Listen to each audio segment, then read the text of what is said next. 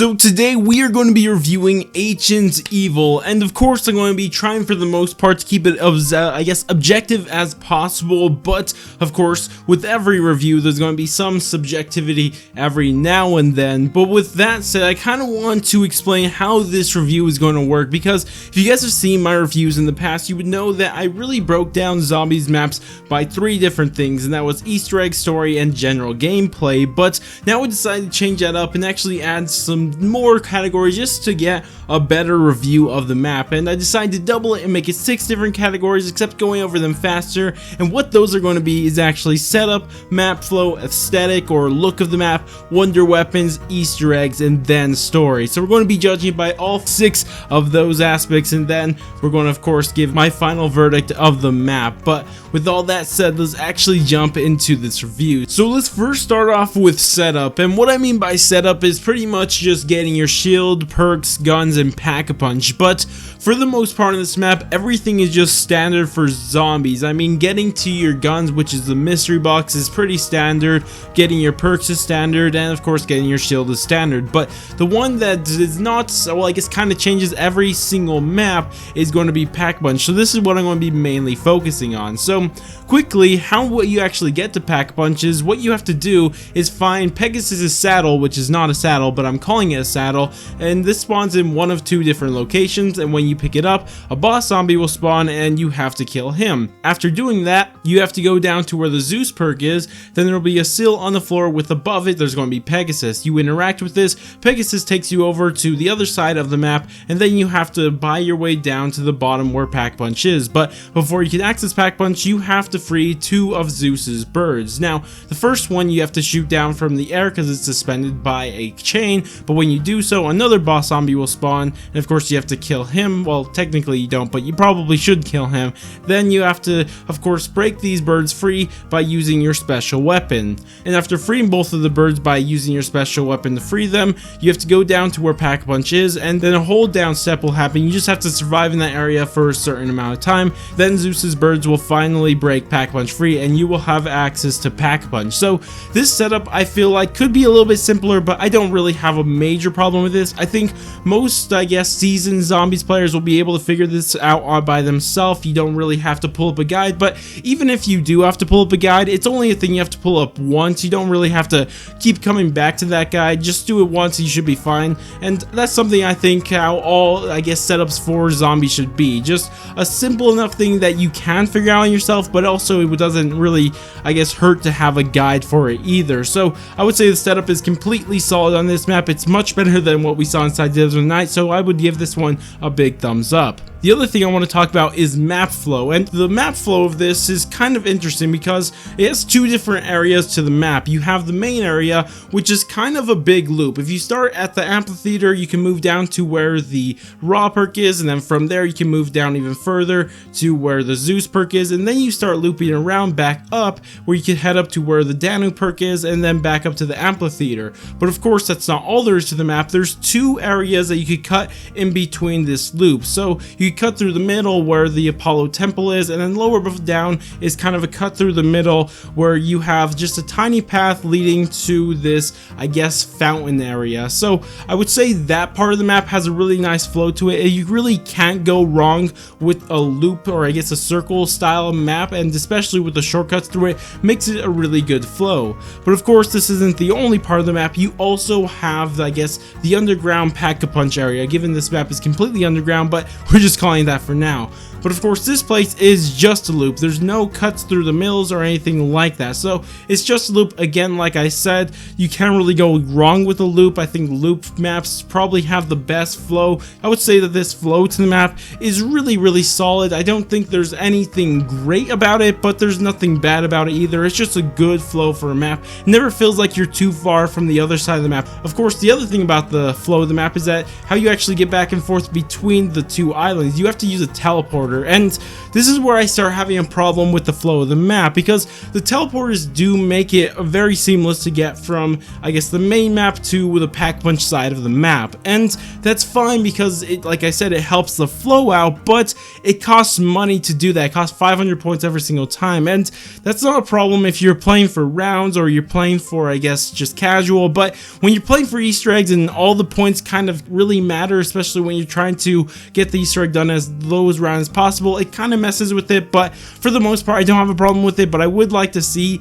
I guess, the prices of the teleporters to be cheaper, but I don't think that's going to happen. But again, it's not a major deal, but it is something that I would like to see change, but probably isn't. But next thing I want to talk about is the aesthetic or the look of the map. Now, this is something that's going to come to personal preference for the most part. Some people may like the look of it, some people may not, but for me, I think it's a solid look. Now, it's not like a Dead of the Night, as many of you guys may know. I absolutely love the look of Dead of the Night. I think it's the most beautiful zombies map that we've ever gotten, but this one is, it's nice. I mean, I would like to see a lot of Greek mythology or just Greek in general looks to all this. When you see Apollo's temple, looks crazy. The dead giant with the giant serpent around her looks crazy. I mean, there's a lot of, I guess, just epic looking things, but I mean, it's not all, I guess, my taste. I could appreciate it, but it's not something I'm gonna like think is really cool. I like the look, but it's just, again, nothing that is going to wow me personally. But you know, it's something that I would say is solid. I don't got a problem with it. Next, we're going to be talking about wonder weapons, and there's actually 4 wonder weapon gauntlets inside this map, all relating to a primordial god from Greek mythology, and they're all called rather the Hand of Charon, Gaia, Ouranos, or Hermia. And when you first get all of these wonder weapons,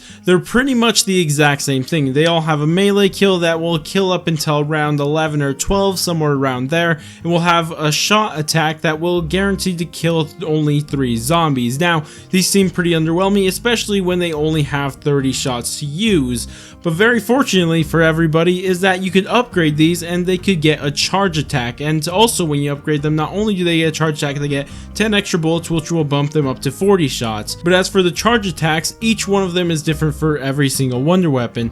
Gaia will spawn a bunch of mountains that will impale then explode zombies. Charon will shoot a lingering effect similar to the KT4 or maybe the Soliquifier that will kill any zombies that step on it. Hermia will call down a light beam that will kill any zombies that are close enough, and Ouranos will have a thunder gun like effect that you could just shoot at any zombies that will kill them all. But of course, these could be upgraded even a second time that will really not do much except give you more ammo. We'll just bump your ammo from 40 to 50, and that's pretty much all the second upgrade really does for these gauntlets. Now, for actually how these play, they play really well and I have no complaints there.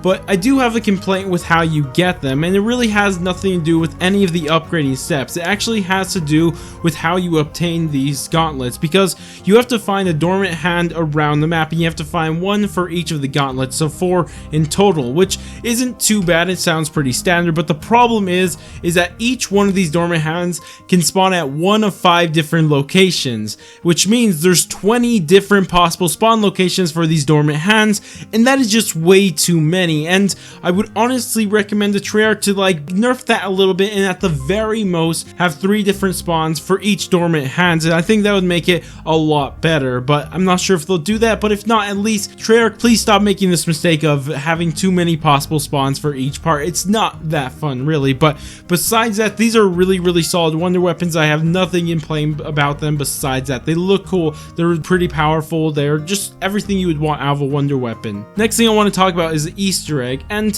for the most part, the Easter egg steps are pretty standard. I mean, there's a couple that I have issue with and one I really like, but for the most part, they're just like your standard Easter egg steps. Nothing too special, nothing fantastic. They're just standard, as just, you know, what you expect out of an Easter egg step. But there are a couple I do want to point out, and let me cut in here real quick because I forgot to mention another problem I have with this Easter egg. I want to quickly mention it real quick, and it has to do with Treyarch once again artificially having you inflate the rounds to do the Easter egg on higher rounds. And of course this is done in this map by making the fire, or I guess the eternal flame, blue. And really you can't do this until round 10 at the minimum, and it's kind of annoying not being able to actually start the Easter egg until like the 10s or teens or something like that. It's just kind of annoying, but you know, it's another problem I have continuously had with Treyarch throughout Easter egg inside Black Ops 4. But of course that's all I wanted to say, and I'll let my past self resume what he was saying. Two of them I want to kind of have like a little criticism of, and one is the Raw step, where you have to give Raw the Hermia gauntlet and he'll shoot a beam to reveal of the Oracle's sisters. And the problem I have with this is not when you're playing co-op, and that in fact neither of these are actually a co-op problem. They're both a solo problem. And the thing is that it's really hard to defend this beam when you're playing on solo, because what happens, you're inside the bathing room, which is really tight and really small, which is difficult enough because there's going to be a ton of zombies spawning in on you. But on top of that, a Blightfather spawns, and then on top of that, the skeletons that spawn in to actually block the light can block the light in two different locations. And on solo that's really difficult because you can't be in two places at once checking both of them. And what makes it even more difficult on solo is that you're not going to have a gauntlet at this point because you just gave your gauntlet to Raw. So everything is really not in your favor when you're doing this on solo. But on co-op it's completely fine, it's just some fun chaos. But on solo you should change up something, Treyarch. The other problem I have with the Easter egg is that it feels like on solo there's just way too much to micromanage. You have to think about getting all the gauntlets, upgrading all the gauntlets, and then you have to do the challenges to actually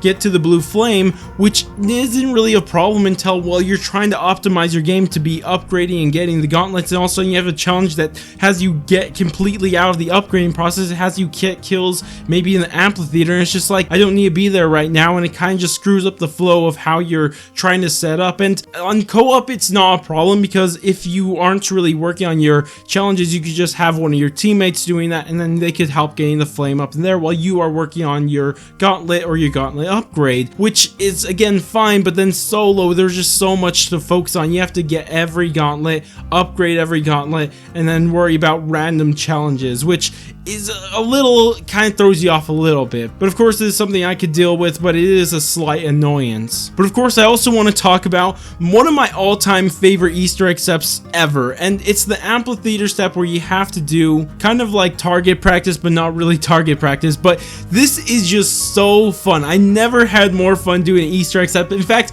I had so much fun that I'm smiling just talking about it right now. I love this amphitheater step where you don't have to worry about the last zombie dying out. You don't have to worry about the zombie just smacking you in the back or anything like that. You only have to have one of your teammates running around with a zombie. Everybody is occupied and everybody is doing Easter egg step at the exact same time, and it is just so fun. And on top of that, they play the perfect song. I just love this song. It reminds me of like a medieval song, if you guys remember that game from the PlayStation 1. That is just so cool. I love this step so much, how it involves everybody on the team, and it's just a fun step with cool music. It's just one of my all-time favorite Easter egg steps of all time, and I'd love to see more of this in future Easter eggs. But of course there's more to talk about the Easter egg, but it's more of a storyline perspective, so we're actually going to get into that when we talk about the story, which is what we're going to be getting into right now. So let's start off with the thing I think is quite nice that they added to the story, because they added a new way of storytelling inside this game. And what they did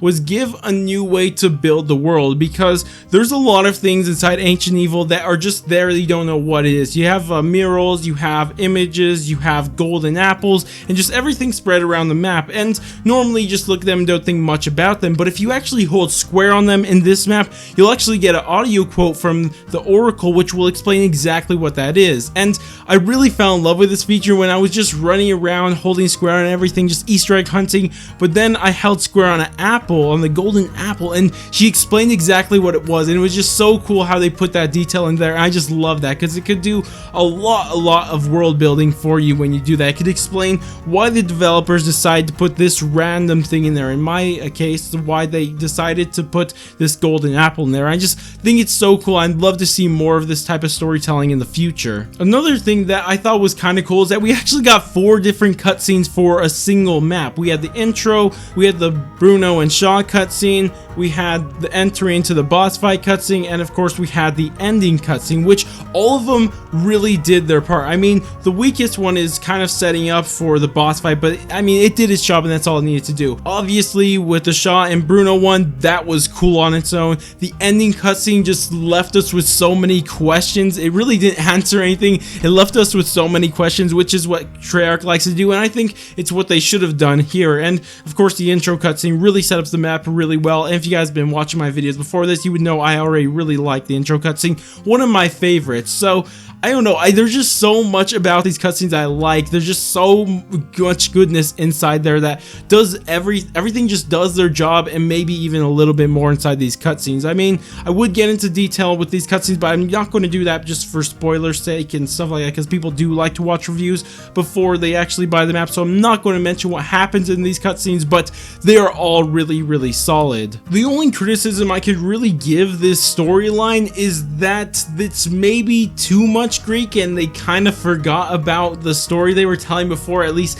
it felt like that, but honestly, I could overlook that. I think a lot of people can, but I mean, it is something that I kind of felt like, you know, felt like we were doing something, and felt like we were like looking for a father with the occult when we were fighting against it, and that story felt like it was kind of forgotten in this map. But of course, that's something that we could all overlook just because I think that it's building into something better now. But that's really, again, the only critique I have for the storytelling inside this map. But this brings me into probably my favorite thing about Ancient Evil, and this is what kind of bumped up my rating for this, and this is what I love so much about it. But when you were doing the Easter egg, the story just kind of evolves as you go. You learn more about what's going on, what to expect, it even does some foreshadowing for what's going to be happening in the ending cutscene during the Easter egg. It is just so cool, and the best example I have for this is when you just have the Raw statue reveal the hole in the wall that shows 2 decapitated corpses, and then the Oracle says that these were her sisters. And this is so cool because she says the name of her sisters, and if you actually look up who these are the sisters of a certain person. Again, try not to spoil things, but it is just so cool how they build up the story for this map inside the Easter egg. We just never really seen something like this. I mean, we started to see it inside Blood of the Dead, but it wasn't really done properly. I mean, we saw the ghost stories of what was going on, where the murderer ghosts and all that stuff, but the thing is, never really built up for the map, for the climax of this, especially when I heard the quote from the Oracle explaining what happened with her sisters and how they got decapitated. It was just so cool, and I absolutely loved it, and I love how they slowly built up, and especially how the Oracle would slowly reveal more information. She would tell you that, oh, this is my enemy, but you don't know who it is, and then she tells you it's Perseus, and then it just kind of builds up more and more. I just absolutely love that feature of this Easter egg, and it's probably what really made this map for me. But that's really all I have to say about this map. I just realized I skipped over the boss fight during the Easter egg, but whatever, we don't really need to talk about the boss fight because it's just standard stuff. But anyways, with all that said, let's actually give it a rating. If I had to rate this map on a scale of 1 to 10, what would I give it? So I was thinking of giving it a 7 originally, but like I said, the feature of actually how they got the storyline mixed in with the Easter egg and kind of built up to the climax of the Easter egg using it really bumped it up for me. And I really wanted to give it a 9, trust me, I wanted to, but that would put it up with the likes of the Rising Drake and stuff like that, and I just couldn't do that, unfortunately. But I would give this map an 8. I think it is a solid 8, almost getting into a 9, because it just does everything so well. I mean, again, there are some things that are annoying, obviously, too many spawns for certain things. I mean, some things aren't exactly fun on solo and stuff like that, and yeah, those are problems, but I think those are easily overlooked when there's just so much good around it, and I just love it so much. There's just so much I like about this map. And anyways, I just want to say I give it a 9. I highly recommend you guys play this map if you guys haven't, or if you just want to hear my opinion, that's what it is. But that's about it for me, but I'd love to hear what you guys think about this. What do you guys personally think about the map? Also, what do you personally think about my review of this? Do you agree or disagree with what I've been saying here or not? I'd love to hear that all down in the comments. But anyways, that's about it for me. If you guys did enjoy the video, go ahead, do all the normal YouTube stuff, like, subscribe, bell, share, and especially bell. But I'm gonna go, and I'll catch you guys next stream video or whatever it may be. But laters, guys.